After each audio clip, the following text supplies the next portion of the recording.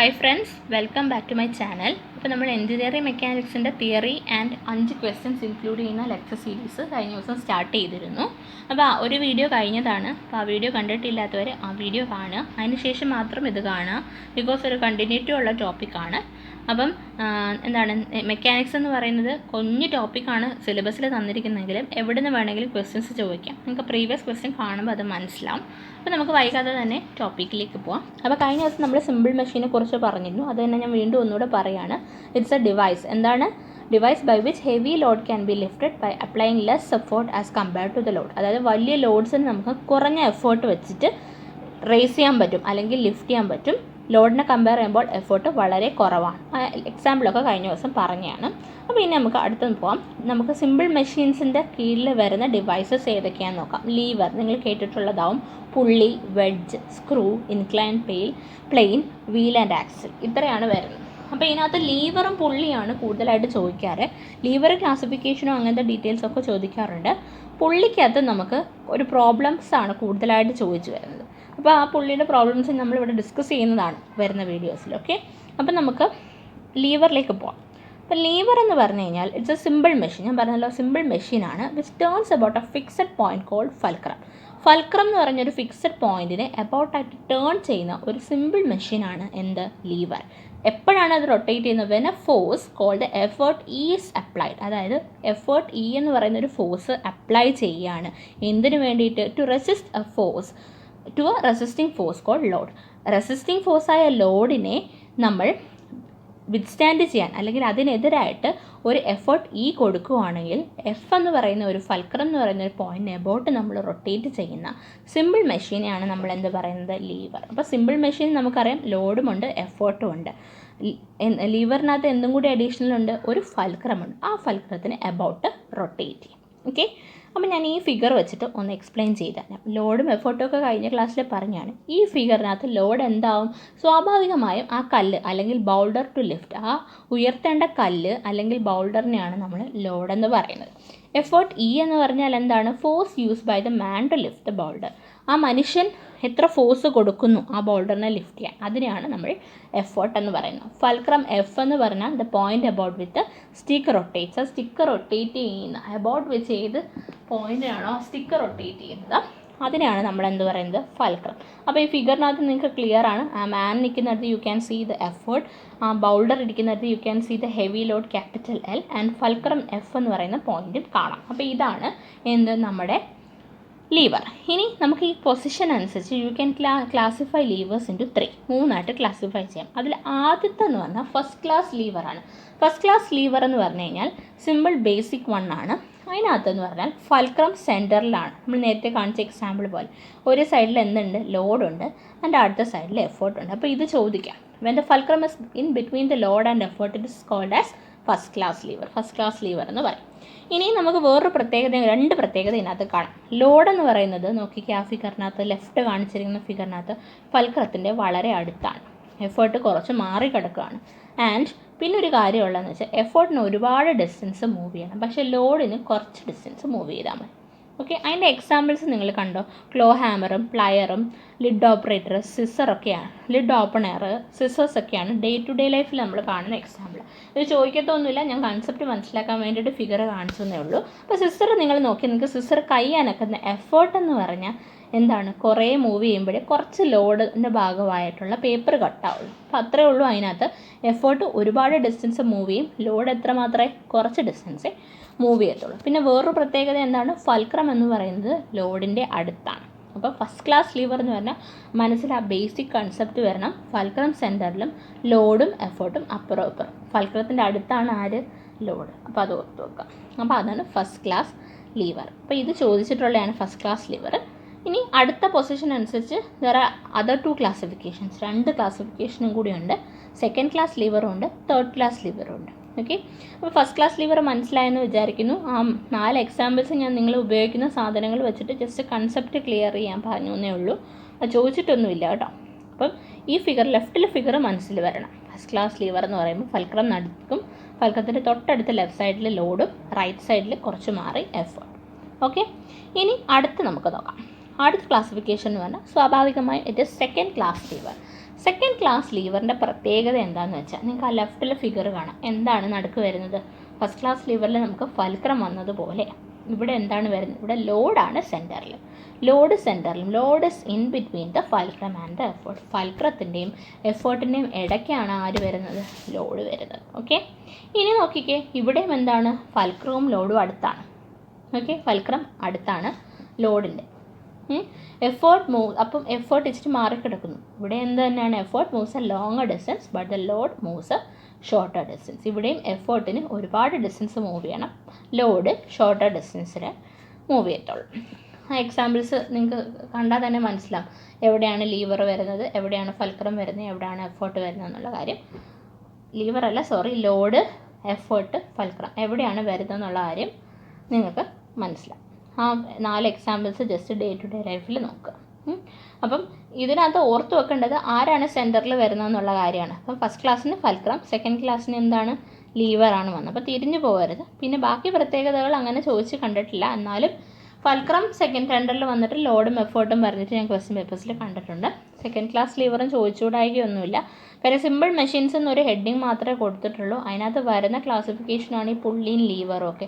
പുള്ളിന്ന് ലീവറെന്നും ക്വസ്റ്റ്യൻസും കണ്ടിട്ടുണ്ട്. അപ്പോൾ അതാണ് ഞാൻ പറഞ്ഞ മെക്കാനിക്സിൽ ഒരു 1 ലൈനായിട്ട് സിലബസിൽ തന്നാലും they can go to the questions ഡീപ്പറായിട്ട് ക്വസ്റ്റ്യൻ ചോദിക്കാം. അപ്പോൾ shear force and bending moment എന്ന് പറഞ്ഞിട്ടുണ്ട്. അതിൽ നിന്ന് എന്ത് വേണേൽ ചോദിക്കാം. എന്തൊക്കെ ക്വസ്റ്റ്യൻസ് ചോദിച്ചിട്ടുണ്ട് നിങ്ങൾക്ക് ക്വസ്റ്റ്യൻ ഡിസ്കസ് ചെയ്യുന്നത് കാണുമ്പോൾ തന്നെ മനസ്സിലാവും.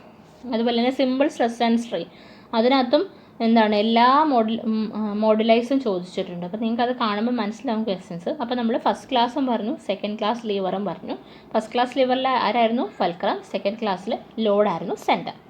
ഓക്കെ, ഇനി coming to third class lever. Third class ലീവറിനകത്ത് 2 പേര് വന്നുല്ലേ, ഫൽക്രവും ലോഡും സെൻറ്ററിൽ വന്നു. ഇനി അടുത്ത ആരായിരിക്കും? അപ്പം എഫേർട്ടാണ് സെൻറ്ററിൽ. അപ്പോൾ തേർഡ് ക്ലാസ് ലീവറിനകത്ത് ആരാണ് സെൻറ്ററിൽ വരുന്നത്? എഫേർട്ടാണ് സെൻറ്ററിൽ വരുന്നത്.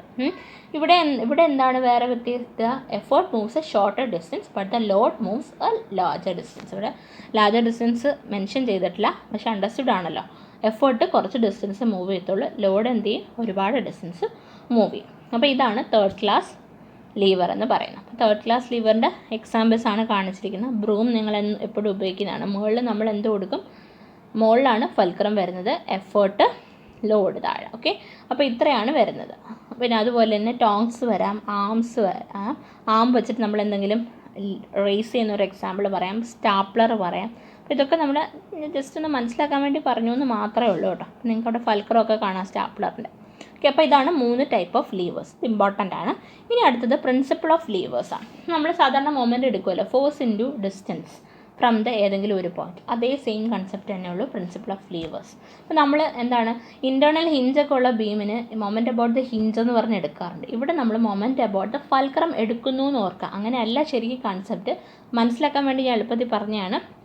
നമ്മളെന്താണ് ഫൽക്രമാണ് പോയിൻ്റായിട്ട് എടുക്കുന്നത്, അല്ലെങ്കിൽ ഫൽക്രമാണ് നമ്മുടെ എന്താണ് ബേസ് പോയിൻ്റ് എന്ന് വെച്ചു.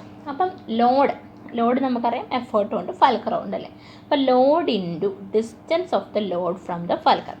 ലോഡ് ഇൻറ്റു ഫൽക്രത്തിൽ നിന്നും ഡിസ്റ്റൻസ്, ലോഡ് വരെയുള്ള ഡിസ്റ്റൻസ്. ഓക്കെ, ലോഡ് ഇൻറ്റു ലോഡും ഫൽക്രവും തമ്മിലുള്ള distance is equal to effort into എന്ത് വരും? ഫൽക്രവും എഫേർട്ടും തമ്മിലുള്ള ഡിസ്റ്റൻസ്. ഇത് രണ്ടും എന്തായിരിക്കും? ഈക്വൽ ആയിരിക്കും. ഓക്കെ, അപ്പോൾ ഇനി നമുക്ക് ഫൽക്രവും ലോഡും തമ്മിലുള്ള ഡിസ്റ്റൻസിനെ ഞാൻ ലോഡാമെന്നും ഫൽക്രവും എഫേർട്ടും തമ്മിലുള്ള ഡിസ്റ്റൻസിനെ ഞാൻ എഫേർട്ടാമെന്നും വിളിക്കും. അങ്ങനെയാണെങ്കിൽ നമുക്കിതെങ്ങനെ റീഅറേഞ്ച് ചെയ്യും? ലോഡ് ഇൻറ്റു ലോഡാം is equal to effort into എഫേർട്ടാണ്. അപ്പോൾ ഇതിൽ 3 പാരാമീറ്റർ തന്നിട്ട് നമുക്ക് വേണമെങ്കിൽ ഒരെണ്ണം ചോദിക്കാം. അപ്പോൾ ലീവർ എങ്ങനെ വേണമെങ്കിലും ചോദിക്കാമല്ലോ. അപ്പോൾ ക്വസ്റ്റ്യൻ്റെ ഡിഫിക്കൽട്ടി അനുസരിച്ച് നമ്മൾ എല്ലാം എക്സ്പെക്ട് ചെയ്യണം. അപ്പോൾ ലോഡ് ഇൻറ്റു ലോഡാം is equal to effort into എഫേർട്ടാണ്.